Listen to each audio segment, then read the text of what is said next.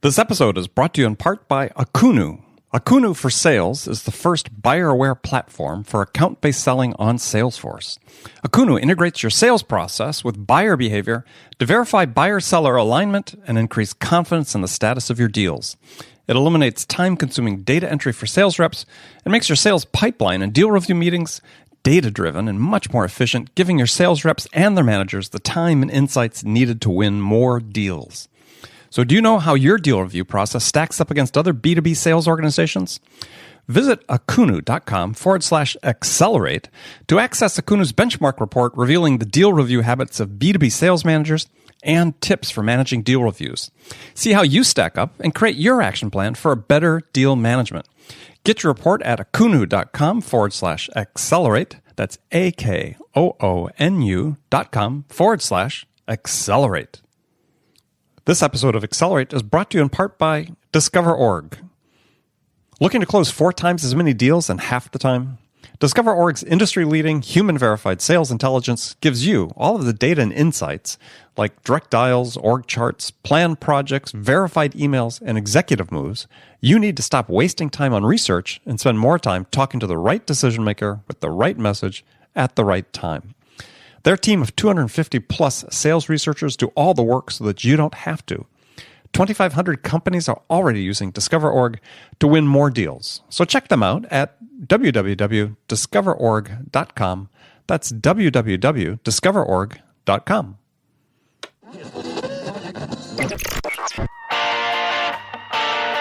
It's time to accelerate. Hey friends, this is Andy. Welcome to episode 609 of Accelerate, the sales podcast of record. Joining me on the show today is my guest, Rowan Tonkin. Rowan is head of sales and marketing solutions at Anaplan. And in today's episode, Rowan and I are going to talk about sales compensation. There's a lot of research that comes out saying that overall sales performance or productivity is actually dropping in the business-to-business space, that the percentage of sales reps making quota year after year is dropping. And understand there are a lot of variables associated with that. But one of the things we're going to take a look at, or a couple of things we're going to take a look at, is these questions is, does it still make sense to pay commissions in today's sales environment? And are incentive plans really effective in motivating the type of individual sales performance, sales productivity, and team performance that companies are looking for? So we're going to get into that, and as well, Rowan's going to share with us his 3 keys to help sales organizations better align their incentive compensation, their variable compensation plans, to enhance overall sales effectiveness. Now, we're also going to talk a bit about sales forecasting and look at this question, is there really a cure for the always sort of inaccurate sales forecast? So listen in. You're going to find this very interesting today. If you'd like to see show notes for this episode, as always, go to andypaul.com. In this case, andypaul.com/609. Before I talk with Rowan, let me remind you that today's show is brought to you in part by Discover.org. The Discover.org platform is a game changer for sales and marketing professionals. The feature-rich sales intelligence platform is supported by over 250 researchers who are continually updating the contact data and providing account-specific insights to help the sales marketing teams break ahead of the pack. So see the product live at discover.org.com/schedule-demo. That's discover.org/schedule-demo. And today's episode is also brought to you in part by our friends at Akunu. Akunu for Sales uses a visual framework to help sales reps sell in complex accounts and help sales managers coach and manage their reps. So Akunu enables sales organizations to improve their sales performance by surfacing the information that drives better sales execution. And it keeps sales reps and sales managers focused on following your sales process and engaging with the right buyers at the right time. Again, go to Akunu, that's AKOONU.com. All right, let's jump into it with Rowan Tonkin. Rowan, welcome to Accelerate. Thanks for having me on. Oh, my pleasure. My pleasure. So I open the show with a standard question I ask all my guests these days. And the question now is, in your mind, what's the single biggest challenge facing sales reps today? Facing sales reps. I think that the biggest challenge facing sales reps is getting the attention level of their prospects. So making sure that they can actually even get the meeting, get the attention, and that I think is a holistic challenge for marketing, sales, inside sales organizations, but really getting the attention of the prospect / customer. We're all distracted by millions of things every day, and finding that perfect moment where you're ready to buy something, and a sales rep calls you. I haven't had it happen to me yet, and I don't think it's going to happen to me yet. So to me, it's just how do you get that attention, and once you've overcome, that's the biggest hurdle. Then it's about proceeding as you should. So aren't we contributing to the problem, though? I mean, the way that we're using our automation, the sales technology, and marketing technology, I mean, aren't we making the problem worse to some degree? Because we've turned loose our SDRs to bombard people with relatively or minimally personalized barrages of email. It's like we're creating the crap, and then we're expecting sales reps to go wander through it. I do 100% agree. I don't have the magic silver bullet. Otherwise, I probably would have started that company. I'd be trying to avoid doing exactly what that is. But I don't know if there's a single answer there. I think we're all trying to consolidate, whether that be sales technology, whether that be marketing technology, to try and avoid that pitfall. But I think if everyone looked in the mirror, they'd realize that they're succumbing to that pitfall. And you do see some levels of innovation from some organizations, and they are trying to disrupt in the way they do things. And often they find that those, I guess, guerrilla tactics often can work, and that's because it's something different. Yeah, sending a pizza to your prospects, right? I mean, everybody's coming up with innovative things, or trying to come up with innovative things they can do to break that. But because no one wants to be the first one to do less, right? I mean, that's right. I mean, everybody's playing this huge game of chicken. They're all looking at each other, and they all agree this isn't really working. Correct. But I'm not going to stop doing it until I see you stop doing it. Because if I stop doing it and you keep sending 1,000 emails a day and I'm only sending 500, well, hey, I'm going to be hammered by my CEO and a board. Why are we only sending 500? So I need to keep sending 1,000. It would be a very brave CMO and CRO to approve doing less. So I don't know what the answer is, but I think everyone is contributing to it. You see the MarTech landscape that gets produced by chiefmartech.com, and you're seeing these sales tech landscapes come out, and all we're doing is creating more technology to solve the problem, and more technology means more communication to the customer, and the customer is overwhelmed. Yeah, I mean, I always get amused when you hear, CEO and founder of a sales tech company say, "Yeah, what we support is mass personalization at scale." It's like, all right, let's just unpack that statement right there, because that is the problem, right? And now the other one I've heard recently is, empathy at scale. It's like, it doesn't scale. It's something that happens on a one-on-one basis between two people. Yeah, and the human to human, we're not B2B, we're not B2C, we're H to H. I find that one interesting as well. Yeah, so I mean, I may have a little bit of a platform. I can talk about these things, and I know others are as well that are saying and realize that, hey, this is not sustainable, and something's going to change. And it's sort of interesting about, okay, well, what's going to make it change? What's the forcing function that's going to happen that somebody in charge, one CRO or CMO, as you talked about, summons the courage to say, yeah, this just isn't working. We're changing. I don't care what the rest of you guys do. We're changing. It will be a very brave person, and they may light the way. I think you're seeing some of this with the no MQL philosophy that's coming out of some organizations, where they're ungating all of their content and just allowing the customer or the consumer of that content to consume at their own free will, and then only asking them for their details, periodically. So more of a hand raise type approach. Sure. Hardly revolutionary, but yes. Yeah. Yeah, just back to advertising, right? Well, yeah, it's awareness building. And yeah, let's differentiate ourselves on the quality of that. Well, it also plays into one of the topics we wanted to talk about, which was sales compensation. And actually, we haven't really talked about it much on this show. And so let me start with a basic question about sales comp. Is in this environment that we've sort of been just talking about, what's the rationale for paying a commission in the first place? Unfortunately, they work. Well, define work. So, if you want to motivate your high-value sellers, incentivizing them through a commission, most frequently, to sell a certain set of products or to change the way they sell, is motivating, and they will change their behavior. So the incentive plan does result in a behavior change. So making sure you get the incentive plan correct so that you drive the desired outcome is really important.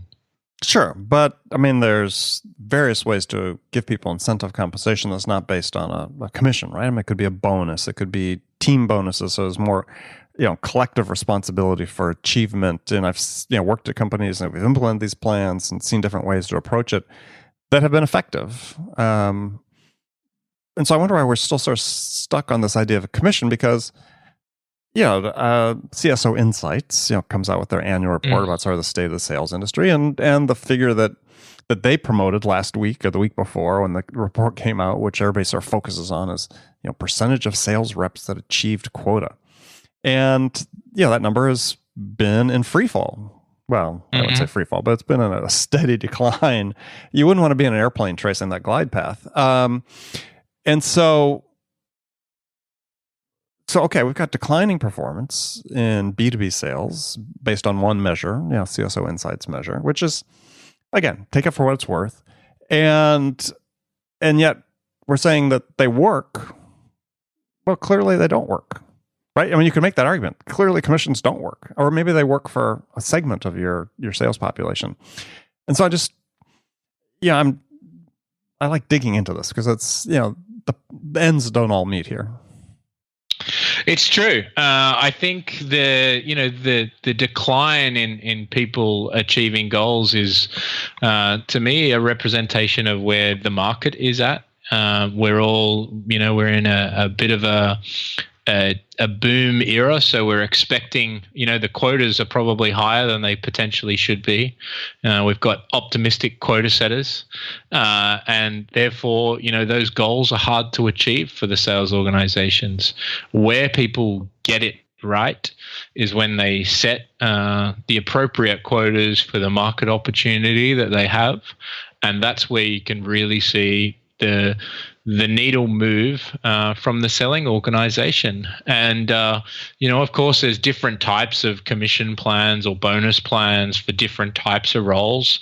I'm not a direct seller, so I'm not on one of those, huge plans that's low in base and high in upside. I've got a much lower upside than, a counterpart who's a sales rep. And that's because my influence and my control is a lot lower over that direct engagement. So I think it's really important that as organizations look at their compensation plans, they think about them really aligned with their quota setting. Because if you're, trying to go after a market opportunity that you can't fulfill, you don't have enough sales reps to even achieve that, then, of course, those numbers are going to continue to decline. I think, as the market changes their perception on accurate quota setting and how they score their markets, we might see those numbers change. Yeah, well, I wonder, because, I mean, the thing with the CSO report is CSO Insights report is anomaly. It's across multiple industry types. So it's not just taking into account the sort of artificial high growth expectations of SaaS businesses and so on that that certainly influence what happens in the Valley and other similar tech hubs. But Sure. But so we're saying, okay, well, this is somewhat normalized over multiple industries. And so if that's the case, then I'm saying, well, you said, well, commissions are really effective ways to change behaviors. What seems like the most fundamental behavior we need to change is just sales performance, right? Hitting quota. And it doesn't seem to be working. No, and if you think of the Alexander Group published their annual survey, and the number one problem with sales compensation plans for the last 13 years has been the quota setting process.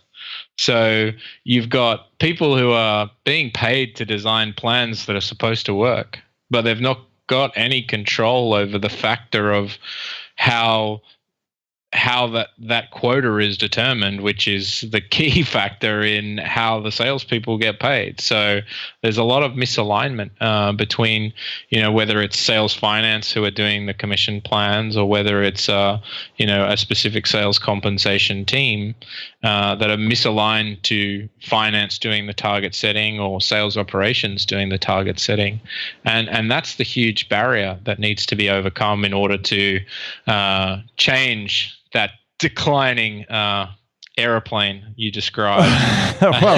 well, I think certainly let's say more in the tech-oriented businesses or tech-enabled businesses, it seems likely that part of the problem is quota setting is a top-down process as opposed to a bottoms-up process, which again, it's a certain expectation of, hey, that's the case, given the way the businesses are financed and investors' expectations. But I think that one of the things that I've seen over decades with certainly variable compensation plans is that they basically just benefit the high achievers who are going to be high achievers in any environment, and that we don't see that they really impact sort of this middle and lower classes, as I call them in sales, the sort of the 80% that's producing 20% of revenue, if you want to use the Pareto distribution. And I think that seems to be a problem, right? The plans seem to be designed for the high achievers as opposed to really changing the behaviors of, if you move to take your middle 50% of sellers and they all improved 5%, you have a much bigger impact corporate-wide on that than having your top guys improve 5 to 10%. 100%, and that to me comes down to the expectation setting. If you take the SaaS market out of it and you look at an industry, say like retail, where we're all moving our buying behaviors as consumers more away from the online, from the brick and mortar to the online presence, who's getting credit there? No one. The marketing team, most likely. So if you're simply setting your quotas as a top-down year-over-year growth metric, then you're going to continue to see the decline in your reps achieving that attainment when your whole business is shifting from, being more direct seller focused to more consumer purchasing focused. Sure, in those industries, but in the main in B2B industries, we're not seeing such a dramatic shift yet. Not yet. I think we'd all love to if we could all follow the Atlassian model where people just buy with no sales force. Wouldn't that be nice? It depends whether you're a salesperson or not. Yeah, precisely. Well, most CFOs would disagree. I think we're not going to see the automation of sales, in my opinion, anytime soon, because sellers have a lot of value to deliver to the buying process. And to your point, it's about shifting that mighty middle. If we can move them, a couple of percentage points, then the growth investment in growth will be achieved. Yeah, which raises the question is, how do you structure compensation plans to make the mighty middle move the percentage, a couple percentage points or whatever that you want? And to me, that seems like sort of the black hole we have. I look at incentive compensation plans and say, okay, well, this really strikes me sort of like, I don't know, tax reform on the federal level, right? Where we give all the tax breaks to the top 1%, and people in the middle and lower tiers that would use this money to buy something to stimulate the economy, it doesn't flow down to them. So it seems like we started that some of that same similar issue, if my metaphor wasn't strained too much, in the compensation plans. Well, I see it. I guess from a very different lens. In the organizations we're working with are really transforming their sales organizations, and they've come to that point. They've had the realization that you've had. Working, with manufacturing organizations, retailers, telcos, insurance companies, that they need to change the way that they structure those plans, and they go through a sales transformation, and they do change those plans, and the plans do work in actually motivating that mighty middle, but still rewarding the top performers, because these top performers, if they're bringing in, if you take your Pareto rule again, and if they're bringing in 80% of the revenue, then we want to keep them, we want to retain them, so we want to reward them. But at the same time, we definitely need to make sure we look after that middle percentile, because if I had a target of $100 million and I gave everyone 100 sellers a $1 million quota, it would just be nice and easy if everyone went and got it, and we had no overachievers, no underachievers. We'd all hit target and we'd all be happy, and everyone would be at 100% attainment. But unfortunately, you've got the high performers, you've got the those people that will blow that number out, and you've got people that won't reach the number. So it's how do we design plans that accommodate the individual? Something I've spoken with a few organizations about is getting to that level of personalized incentive plans. I don't think that the technology has allowed that to a certain point, but I think as compensation technology continues to become more powerful, we might get to a point where every individual is on their own plan, and not just a different rate, really, their own plan that's motivating to them. And that may be you being on a bonus pool type plan or a team-based plan, and me being on a commission-based plan, because that's how I am motivated. We take the element of motivation and that level of personalization, and we can see if that moves the needle. And I mean, that's a very interesting approach. I mean, is that something our companies can manage, equity throughout that, in terms of having equitable plans so that people are being rewarded similarly for similar levels of production? It's being able to model that scenario out for each of those for those organizations. Typically your CFO will want to have the same target incentive budget. They want to keep the same budget pool there for the same amount of sellers, and it's how can you play with that budget pool to motivate every single individual. And I think we're getting much closer in terms of technology being able to support the plan designers and those folks that are creating these plans to come up with various options. And it may be starting with, we're starting to see companies just let you pick from a few scenarios. You can choose plan A, B, C, or D based on your personal preference. And that the economics of that work out that if everyone achieves 100% attainment, we all probably get paid the same. So it's just in different ways. So what is this technology you're referring to that's developing that will enable companies to personalize incentive plans? Yeah, so here at Anaplan, we have a technology that is a cloud-based in-memory platform that really allows you to get very granular, both in your quota setting and in your compensation planning processes. And we have companies that are modeling out those scenarios and then pushing those plans live, and being able to change those plans quickly based on the level of visibility of whether they're working or not. And we're seeing organizations really change the way and going through that sales transformation and succeeding. So when you say transformation, I mean, I don't know. I don't want to be a skeptic, but but data is obviously sort of sparse when it comes to some of these things, and so you talked before. You'd mentioned in preparation for this that the sort of three keys to an effective variable compensation plan. Why don't we sort of, talk about what those are and how they relate to this transformation that takes place? Yeah, so I think the keys of actually having an effective compensation plan are firstly making it really simple to understand and communicate with your sellers.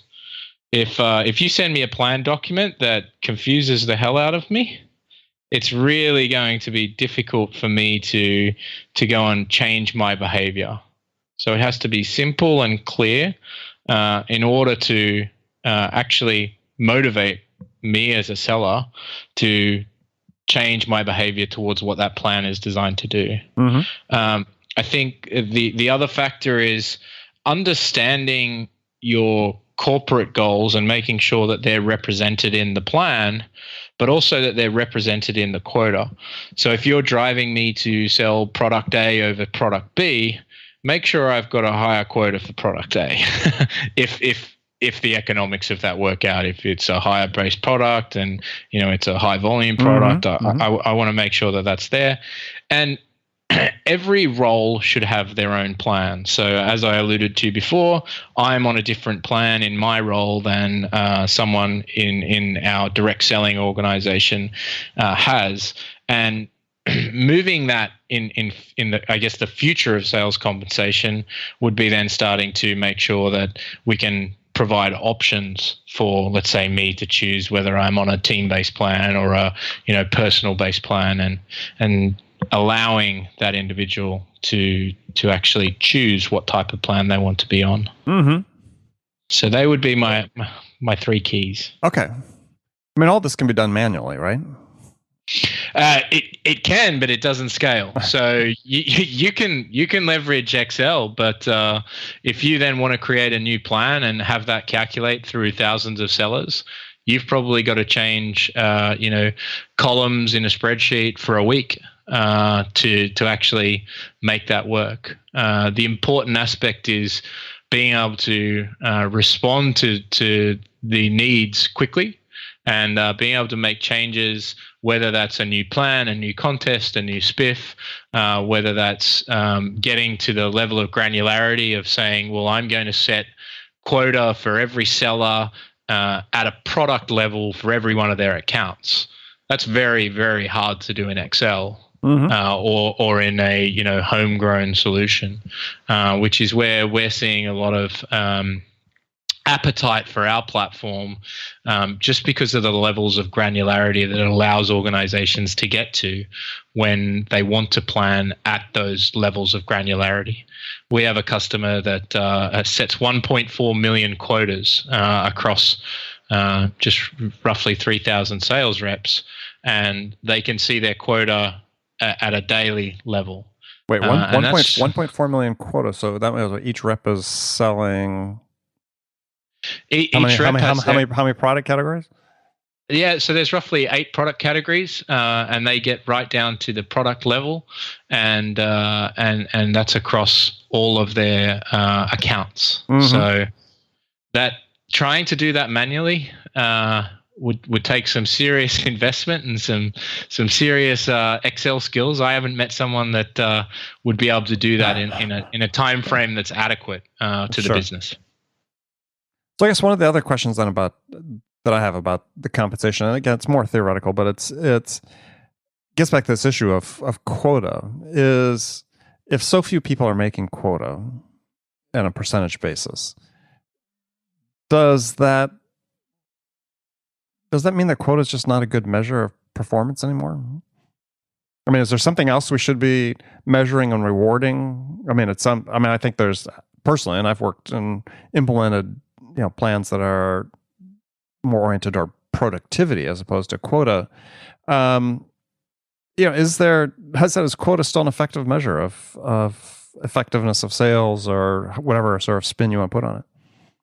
It's a measure. It's a very good measure because it ties directly to the revenue of the organization. I don't think it's the only measure. To your point, if you're setting a plan and you've got someone that's new to your selling organization, but they've got a number of factors that are working really well for them. They're doing all the right things, but they're not achieving quota. Chances are you probably won't move them on, because for some reason they're just not getting the deals. But you've got every confidence that will turn around. So I don't think it's the key measure, but it's a very good one, because it really does get to the heart of what we're trying to do, which is grow the revenue of the organization or maintain the revenue levels of an organization. Well, have you not seen any other measures that companies use that can achieve the same end? Yeah, so productivity is a very good one, in terms of, are you getting the right levels of meetings? And by levels, I mean, are you meeting with the right personas in your buying group? Are you, there's also the tacit measures. Are you someone that is more of a multiplier within the organization, and you're helping other people sell, even though unfortunately, for whatever reason in your territory or your account list, the opportunity just isn't there. So productivity is a good measure, and there are some other soft measures, that are more simple kind of HR type measures that you can apply. Well, I'm just curious, and sort of, again, somewhat theoretical here, but it's something that's spoken about with a number of guests, is that, we don't measure actual productivity in sales, and from an economic standpoint, right? If you look at how productivity is measured in the economy at large in terms of production based on a unit of input, which is, typically, let's say, an hour of labor. And if you really want to look at your true capacity in sales, it's based on how many dollars you can produce per hour of selling time. And that ultimately seems like a much more effective way to measure the performance of a salesperson than a quota, which tends to be more of a self-fulfilling prophecy. True. We have customers that are measuring capacity at a quota-based level in terms of this person can carry this much quota, and you see people blow that out, and therefore they're able to achieve a higher rate of quota per their selling time.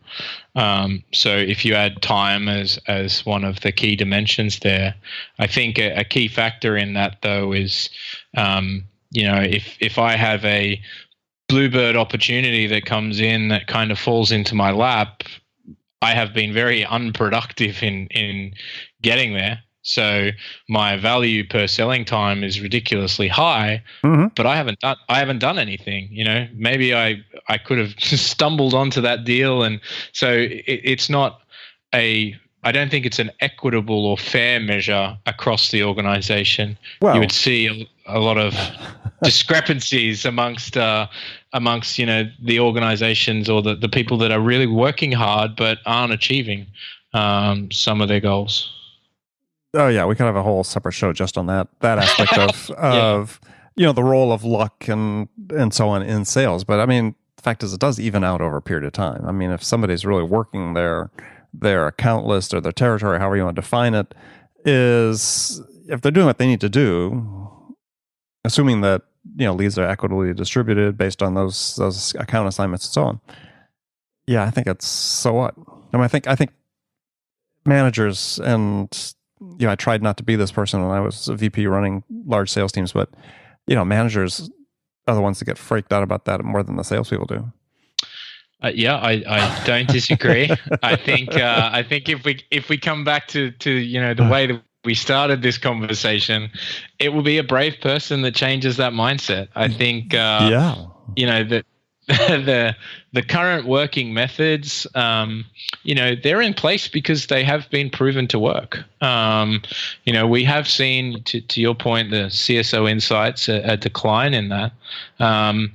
I think what would be interesting is dissecting that based on, how quotas are set, how fair and equitable those territories and regions are, and what the level of, I guess, science is being applied to that. We talked about some of the marketing technology out there. If if you know that someone's about to raise their hand and we're predicting that we've got a hot lead from much of that technology, should we change the quota? Should we make it higher because we know that there's going to be a lead coming in to this person's patch and they should be able to close that because they're in a ready to buy mode? I think I think that's overthinking it.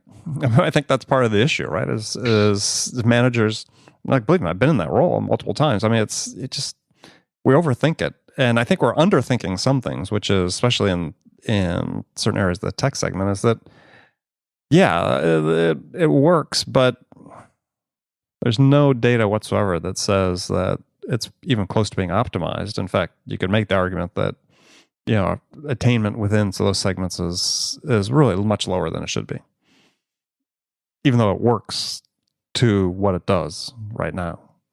Yeah, I don't have the magic answers. Yeah, well, that's why we're here. Not that we expect the magic answers, but just to have the conversations and surface issues and hopefully provide some insights for people and give them something to think about and chew on. So, Rowan, unfortunately, we've run out of time, but love to have you back and we'll continue talking about this. So tell folks how they can find out more about Anaplan and connect with you. Sure. To find out more about Anaplan, just simply go to anaplan.com. You'll find our platform capabilities and the types of solutions we offer on the website. And you can connect with me on Twitter at Rowan Tonkin. No spaces, just all one word. Yeah, and that's Anaplan is Anaplan. So excellent. Well, Rowan, thank you very much for being on. Thanks again for being on the show. Thanks for having me, Andy. All right. And friends, thank you for spending this time with me today. Make sure you come back, join us again for the next episode of Accelerate. Till then, appreciate if you get a chance, go to iTunes, subscribe, leave a review for this podcast. Really appreciate your feedback and want to hear what we can do to make this an even better experience for you. So thanks again for joining me. Until next time, this is Andy Paul. Good selling, everyone.